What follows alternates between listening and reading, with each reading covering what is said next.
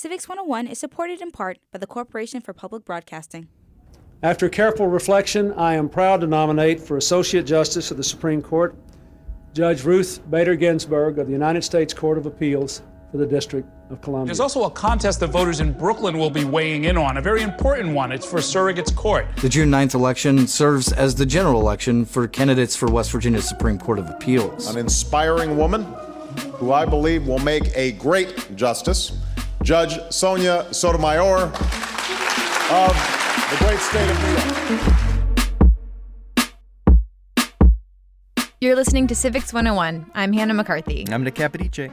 Today, we are looking into the very different ways that a justice gets on the bench at the state and federal level in the United States. Appointment and election. Article 3 judges follow the same process that other top officials do in the United States government. They are nominated by the president by and with the advice and consent of the Senate. This is Amy Steigerwalt, professor of political science at Georgia State University. She's been walking us through the judiciary lately. And when Amy says Article 3 judges, we're talking about Article 3 of the Constitution. That's the article that says there shall be a Supreme Court, Congress can also make inferior courts, and justices hold office during good behavior, which is indefinitely. And Congress has indeed established inferior federal courts in the U.S. There are courts of appeals, district courts, and there's a court of international trade. All told, there are currently, in 2020, 870 Article 3 judgeships.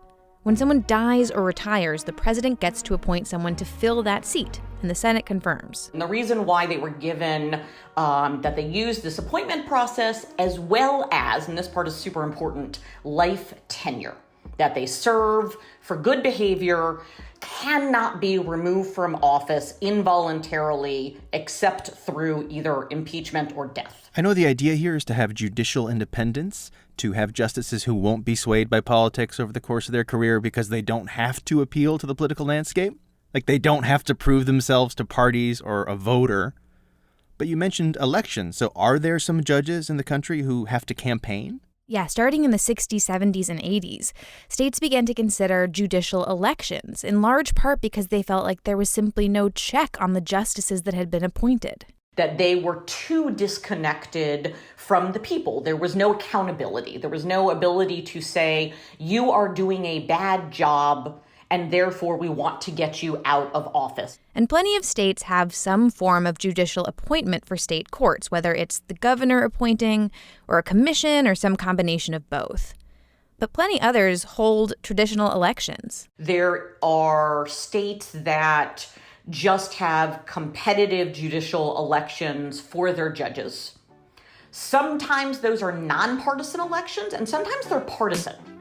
There's also a special kind of election that crops up in states that have an appointment process. This is called a retention election.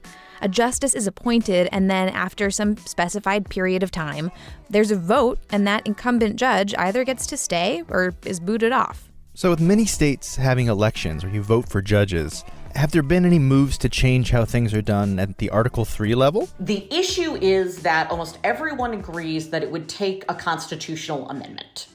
And that, of course, is a really high bar.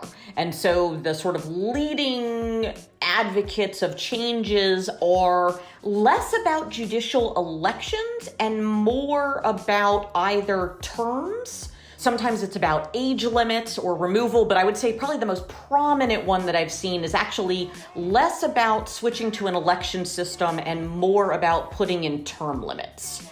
The people who would make the final determination on that would be, of course, the justices whose potential seats would be in jeopardy.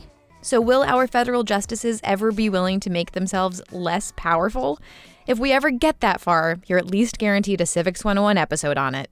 If you have questions about government and politics, ask us by clicking the button at the top of our homepage at civics101podcast.org.